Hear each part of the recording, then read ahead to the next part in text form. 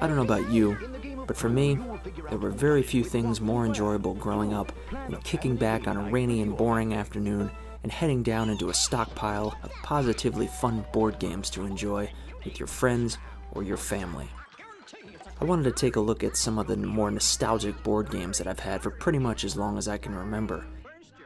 I think the majority of these games are all from the 90s, even though some of them have been revived in recent years like Jumanji, Sorry, and Trouble. Now for whatever reason, whenever one of these companies remakes a classic board game, they tend to feel the need to kind of dumb the games down a bit, or oversimplify them. Like I know games like Sorry and Jumanji are still around nowadays, but they just aren't quite the same. Like the boards are smaller, sometimes they'll have less pieces, and sometimes they'll have more of a generic looking design to them. So I'm really glad that I still have the OG versions of these games because you really can't beat playing a board game that's vintage, and one that just has that childhood nostalgia built into it. It just makes it more fun to play.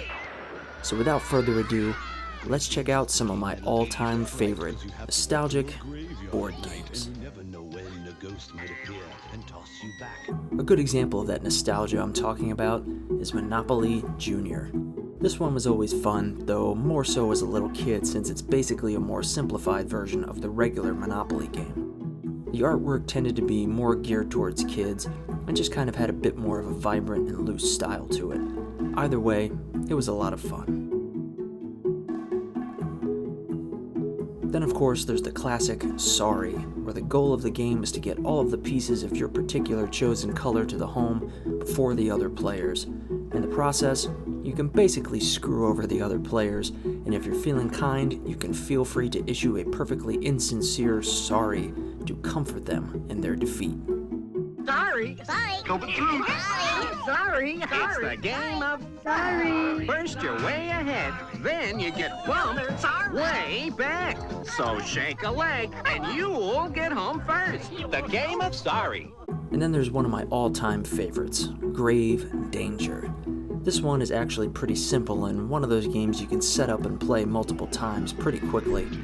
The object is to be the first player to escape the graveyard and avoid being sent to your own grave by one of several monsters hiding beneath several trap doors across the map.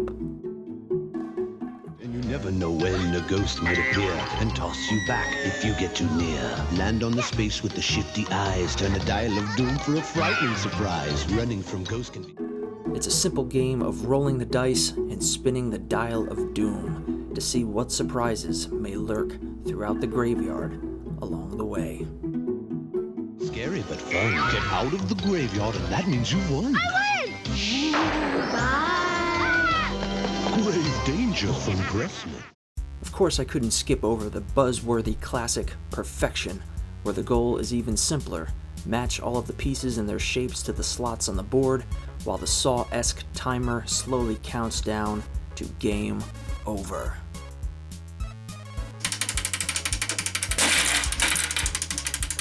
Speaking of scary surprises, another game I always loved growing up is one based on the popular kids' horror series Goosebumps, and it's called the A Night in Terror Tower game. And the goal, not unlike Grave Danger, is to escape Terror Tower by finding a magical stones card, which enables you to roll a set of dice from the Terror Tower itself into the spell chamber, and thus sending the characters of Sue and Eddie back to the 20th century. All, of course, while trying to avoid the sinister Terror Tower guards in the process. Jumanji. It's a movie about a game. Now the game comes to you. Jumanji. Are you adventurous enough to face the game's perils? Jumanji. Conquer it, or it can conquer you. Jumanji from Milton Bradley. Now the game is playing at a store near you. Jumanji. Now, like I mentioned earlier, a lot of classic games have been revived in recent years, though, in my opinion, a bit too simplified and watered down. One of those revived games I'm referring to is Jumanji, based of course on the beloved 90s film. In this real-life version of the movie's fictional board game, where you choose a pawn and head out into the dangerous world of jungle terrors, the goal is to survive creatures and predators looking to swallow you down into the world of Jumanji forever. Now, while the game claims to be for children as young as 8, the rules can be a bit complicated, so you'd probably have a bit more fun if you're a bit older.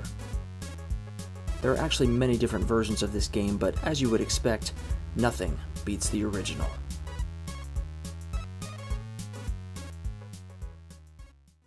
Another spooky game on our list is another based on a classic 90s kid show, Are You Afraid of the Dark? The Game. The goal of this one is to overcome spooky obstacles while obtaining 6 points in different categories such as knowledge, strength, and courage, and finally being the first player to make it back to the campfire, thus earning a spot as a member of the Midnight Society. I have to be honest and say I didn't play this one too much growing up, as it can be a bit complicated to understand, at least it was as a little kid. I don't believe this one got any updated revivals outside of the 1995 original, but if you can track down a complete version, it's worth giving a try for some spooky 90s nostalgia. The final game we'll be taking a look at today is Don't Wake Daddy.